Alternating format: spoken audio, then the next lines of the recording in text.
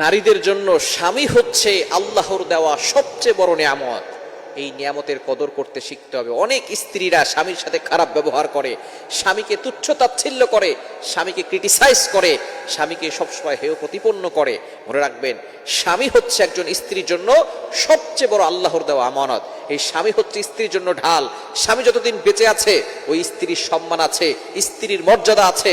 স্বামী যদি না থাকে ওই স্ত্রীকে কেউ সম্মান দিতে চায় না, ওই নারীকে কেউ ভালোবাসতে চায় না, ওই নারীকে কেউ রেসপেক্ট করতে চায় না। এজন্য স্ত্রী যারা আছেন অবশ্যই স্বামীর ভালোবাসাকে কদর করেন। স্বামী আছে এটাকে আল্লাহর নিয়ামত মনে করে তার খেদমত করেন, তার সেবা করেন, তার কথাগুলো, তার আদেশগুলো ভালোভাবে পালন করার চেষ্টা করেন। কেননা এই নিয়ামত যদি চলে যায় তাহলে আপনি বুঝতে পারবেন দুনিয়াটা কতটা কষ্টের হতে পারে। দুনিয়াটা কতটা কষ্টের হতে পারে। আপনার মা বাবা যাদেরকে আপন মনে করছেন, স্বামী ছাড়া ওই মা বাবাও আপনার আপন হবে না। ওই মা বাবাও আপনাকে বোঝা মনে করবে যদি আপনার স্বামী আপনার পাশে না দাঁড়ায়। এজন্য স্বামীকে কদর করেন, স্বামীকে মহব্বত করেন, স্বামীকে ভালোবাসেন, স্বামীকে মানসিক শান্তি দেওয়ার চেষ্টা করেন। স্বামীকে কষ্ট দিবেন না, মানসিক অশান্তিতে ফেলবেন না।